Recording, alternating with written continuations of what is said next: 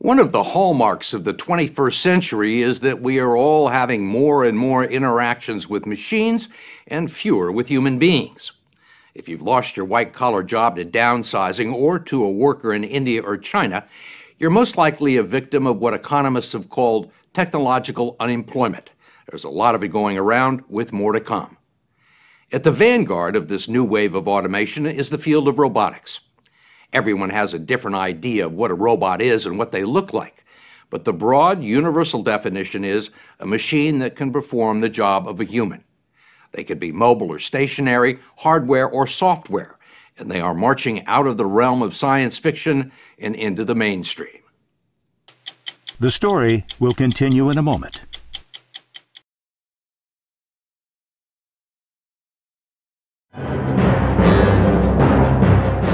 The age of robots has been anticipated since the beginning of the last century. Fritz Lang fantasized about it in his 1927 film Metropolis. In the 1940s and 50s, robots were often portrayed as household help. May I take your hat and coat? And by the time the Star Wars trilogy arrived, robots with their computerized brains and nerve systems had been fully integrated into our imagination. Now they're finally here, but instead of serving us, we find them competing for our jobs. And according to MIT professors Eric Brynjolfsson and Andrew McAfee, one of the reasons for the jobless recovery. Our economy is bigger than it was before the start of the Great Recession. Corporate profits are back. Business investment in hardware and software is back higher than it's ever been. What's not back is the jobs. And you think technology and increased automation is a factor in that? Absolutely. The percentage of Americans with jobs is at a 20-year low. Just a few years ago, if you traveled by air, you would have interacted with a human ticket agent. Today, those jobs are being replaced by robotic kiosks. Bank tellers have given way to ATMs. Sales clerks are surrendering to e-commerce. I'm an automated system that can... And switchboard operators and secretaries to voice recognition technology. There are lots of examples of routine, middle-skilled jobs that involve relatively structured tasks, and those are the jobs that are being eliminated the fastest. Those kinds of jobs are easier for our friends in the artificial intelligence community to design robots to handle them. They could be software robots, they could be physical robots. What is there out there that people would be surprised to learn about? In the robotics area, let's say. There are heavily automated warehouses where there are either very few or no people around. That absolutely took me by surprise. It's on display at this huge distribution center in Devens, Massachusetts, where roughly 100 employees work alongside 69 robots that do all the heavy lifting and navigate a warehouse maze the size of 2 football fields, moving 10,000 pieces of merchandise a day from storage shelf to shipping point faster and more efficiently than human workers ever could. We think it's part of the new American economy. Bruce Welty is CEO of Quiet Logistics, which fills orders and ships merchandise for retailers in the apparel industry. This entire operation was designed around the small orange robots made by a company outside Boston called Kiva, and can now be found in warehouses all over the country. Now, this is the order that she's filling, right, on this screen? Yes. In a typical warehouse, she'd have to walk from location to location with a number of totes. And that's the innovation here, is that the product comes to her. And all of this is pre-programmed? Nobody has to sit there and tell these robots where to go? No, it's all done with algorithms. It's a lot of mathematics, a lot of science that went into this. Customer orders are transmitted from a computer to Wi-Fi antennas that direct the robots to the merchandise, guiding them across an electronic checkerboard with barcodes embedded in the floor panels. Once the robot arrives at its destination, it picks up an entire shelf of merchandise and delivers it to the packing station. It then speeds off to its next assignment. They know if they need to get from point A to point B and they're not carrying anything, they can go underneath the grid. We call that tunneling, so they're very smart. You'd think they'd run into each other. Yeah, you'd think that, but it never happens. If you had to replace the robots with people, how many people would you have to hire? Probably 1.5 people for every robot. So it saves you a lot of money. Yes.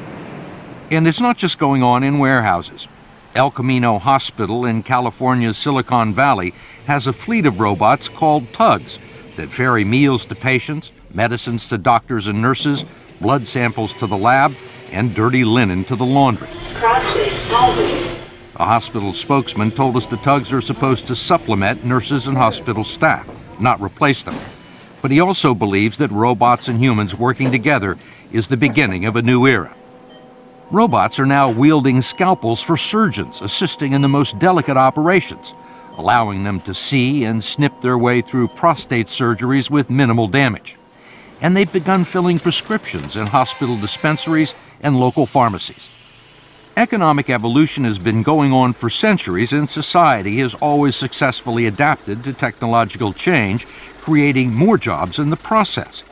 But Eric Brynjolfsson and Andrew McAfee of MIT think this time may be different.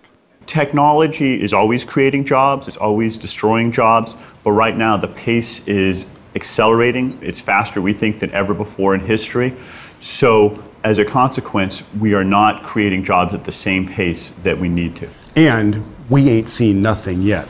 The changes are coming so quickly, it's been difficult for workers to retrain themselves and for entrepreneurs to figure out where the next opportunities may be.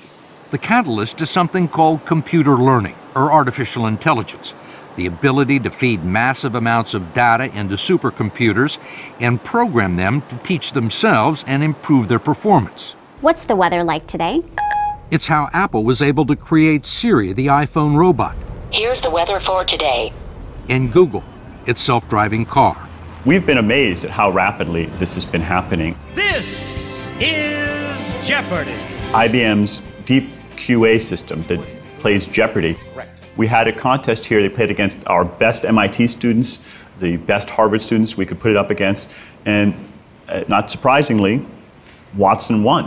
And it's being used in real practical applications now on Wall Street and in call centers. Siri, millions of people are using that every day. The fact that computers can now understand and respond to human speech, the fact that they can actually generate prose of decent quality, they can drive cars, they can win at Jeopardy. We're seeing technology demonstrate skills that it's never ever done before. And it's putting new categories of jobs in the sights of automation, the 60% of the workforce that makes its living gathering and analyzing information. This piece of software, called e-discovery, is now used by law firms in the discovery portion of legal proceedings, a job that used to require hundreds of people sifting through boxes and boxes of documents. We now have robots gathering intelligence and fighting wars, and robot computers trading stocks on Wall Street. It's all part of a massive high-tech industry that's contributed enormous productivity and wealth to the American economy, but surprisingly little in the way of employment. We absolutely are creating new jobs, new companies, and entirely new industries these days. When Eric and I go out to Silicon Valley and look around, the scale and the pace of creation is astonishing. What these companies are not doing, though, is hiring a ton of people to help them with their work. Because they don't have them, because they can't find them, because they don't need them. They can't find everyone they need, but they don't need that many people to work in these incredibly large and influential companies. To make that concrete, Apple, Amazon, Facebook, and Google are now all public companies. Combined, they have something close to $1 trillion in market capitalization. Together, the four of them employ fewer than 150,000 people, and that's less than the number of new entrants into the American workforce every month. And it's roughly half the number of people that work for General Electric. Ironically, one of the few bright spots is a modest rise in U.S. manufacturing, an early casualty of automation that is making a comeback because of it. This Tesla factory in California turns out battery-powered cars using state-of-the-art robots that can change tools and perform a multitude of different tasks, negating some of the advantages of moving jobs offshore. Annual investment by U.S. manufacturers in new technology has increased almost 30% since the recession ended, and research institutions and robotics companies funded by venture capital are constantly searching for innovations like the Roomba vacuum cleaner.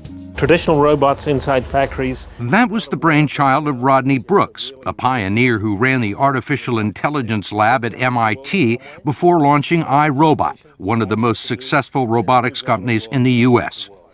This is his latest progeny, a friendly, affordable chap named Baxter. It's meant to be able to go in a factory where they don't have robots at the moment, and ordinary workers can train it to do simple tasks. Such as?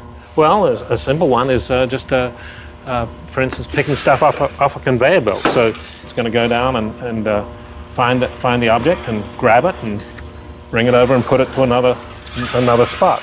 Baxter costs $22,000 and can be trained to do a new task by a coworker in a matter of minutes. It can also be upgraded like an iPad with new software as new applications are developed. And when you're training it, Brooks and investors in his new startup, Rethink Robotics, see a potential market worth tens of billions of dollars and believe that Baxter could help small U.S. manufacturers level the playing field against low-cost foreign competitors. if you're using robots to compete with the simple tasks that a low-paid worker does in a foreign country, you can bring it back here and do that task here. Baxter costs 22 grand. Yep. How long does he last? Well, it's 3 years. 3 years. So you can think of that as 6,500 hours. I think it works out to about $3.40 an hour. About that, yeah. Right? Yeah, yeah. $3.40, that's probably the wages of a Chinese worker, Just right? about right there now. So here, you could buy one of these robots. It would be like any Chinese worker. In a manner of speaking. That strategy has already had some success at Adept Technology, the largest manufacturer of industrial robots in the country with a wide and varied product line. John Dolcinas is the CEO. So this is our flagship product. This is our Cobra robot. This is the class of robot that was used to automate Philips electric shavers. The robots at the Dutch company's factory in the Netherlands proved to be so efficient and economical that Philips decided to move its main shaver assembly line out of China and back to Holland. I think that those workers in China, in India, are more in the bullseye of this automation tidal wave that we're talking about than the American workers. But even if offshore manufacturing returns to the U.S., most of the jobs will go to robots. When I see what computers and robots can do right now, I project that forward for 2-3 more generations. I think we're going to find ourselves in a world where the work as we currently think about it is largely done by machines. And what are the people going to do? That's the $64,000 question. Science fiction is actually my best guide because I think we are, in that time frame, going to be in a very weird, very different place. It brings to mind Stanley Kubrick's 2001 A Space Odyssey and the rebellious computer robot HAL. Technologically speaking, we are just about there. Open the pod bay doors, Hal. I'm sorry, Dave. This mission is too important for me to allow you to jeopardize it. Everyone agrees that it's impossible now to short-circuit technology. It has a life of its own, and the world is all in for better or for worse. Stop, Dave. We wanted to leave you on this positive note. One thing that Andy and I agree on is that we're not super worried about robots becoming self-aware and challenging our authority. That part of science fiction, I think, is not very likely to happen.